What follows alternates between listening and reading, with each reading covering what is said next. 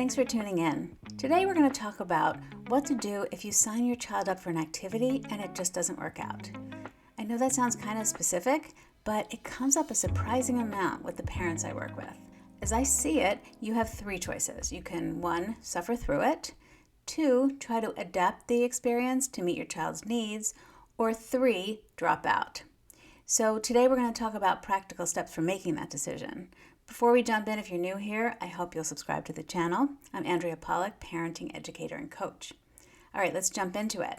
Before we jump into discussing option 1, suffering through, I want you to keep an open mind to all three options because each one of them has their place and might apply depending on the situation. All right, so let's start with suffering through. Sometimes parents choose to suffer through things because they feel if they don't keep their expectations for their child high, then the child won't achieve their highest potential.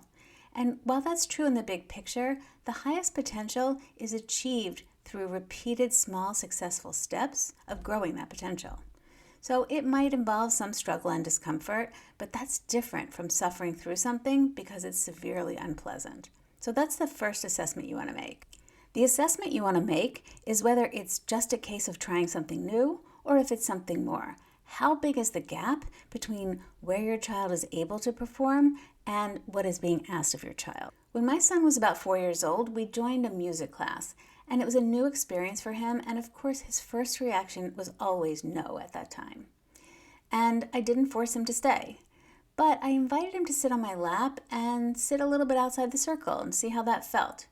By the end of the second class, he was all in. In that case, it was just a question of it was something new and he needed a little time to figure it out. And then he was able to participate in the class exactly as it was designed without any special adaptations. The second option is to adapt the experience. Sometimes we have more control than we think to ask and advocate for accommodations within an activity. Sometimes we can't see what that option is on its face, but if we get creative, sometimes there's something that we can do to make it easier for our child to participate. And let's jump into some examples. So I'm going to start with the example of a client of mine who signed her 6-year-old daughter up for ballet. And going into ballet class every week was a battle. Her daughter screamed and didn't want to go and put up a fight. Eventually, they got the daughter in there. She participated in the class as best she could. The mom was outside, so she couldn't really see what was going on. And every class ended in a meltdown, every time. So we took a look at what parts of it were hard for her daughter to participate in. So one thing that we could ascertain was that there were just too many directions for this child. She had a really hard time following all of those directions, and it became an overload for her, and she had meltdowns. The solutions that the mom proposed to the teacher were, can we just allow her to not follow all of the directions? Or if that's a problem, because it can be a problem in a class where you're requiring something of some kids and not others, could she just sit on the floor and watch the children during that part so that she didn't have to follow the directions? So that was one solution proposed. A second problem was the class was just too long. It was just too much for this child. So another accommodation was, can I just pick her up 15 minutes early? Again, sometimes it's not possible because it impacts the other children, but in this case, nobody cared. And then a third problem was that the teacher gave out rewards for good behavior at the end of every class, and don't get me started on rewards, that's a whole other topic.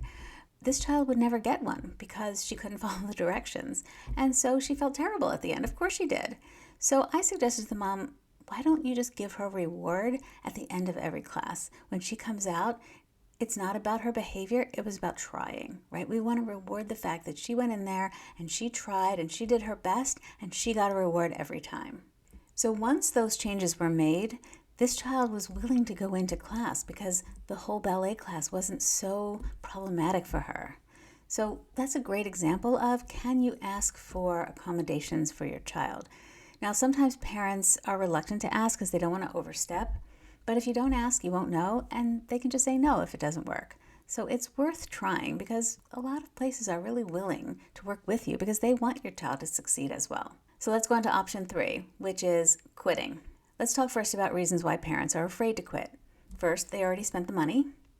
Second, they don't want to send a message that when it's hard, you get to quit. They're worried about that. Or third, that the child will lose out on a social opportunity or a skill building opportunity. Before you entertain the idea of quitting, first you have to think about how you're framing it. And it's useful to think about reframing it from quitting to honoring your child's needs. It's about making a decision that works for their emotional well-being, and forcing a child to stick with something that isn't working doesn't necessarily build resilience. It can build stress, frustration, and burnout. So using the example of the child in the ballet class, the daughter is melting down because the class wasn't a good fit for her needs. The teacher's expectations were too high, and it was becoming a source of stress not only for the child, but also for the mother every time she fought with her to get into the classroom and when she picked her up and had a meltdown. So in that case, if the parent was not able to get accommodations for her daughter, then I think quitting would have been the best solution. Which raises the point of recognizing our own limits. So oftentimes we don't think about that when we schedule our children and we try to meet their needs, but it's important to recognize when you feel stretched too thin as well. With respect to the issue of losing out on the money because you already paid for it, I get it. It stinks to lose that.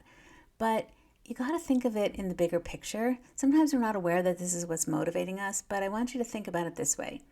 Say you bought your child something to eat and it was making them sick. Would you continue to feed it to them just because you'd already paid for it? Probably not.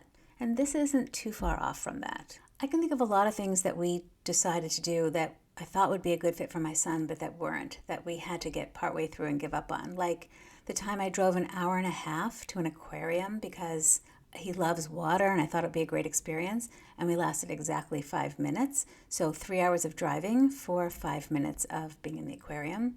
Or I selected a movie for him that I was sure he would love, and in the first 5 minutes it was too overwhelming from a sensory standpoint, so we had to leave that.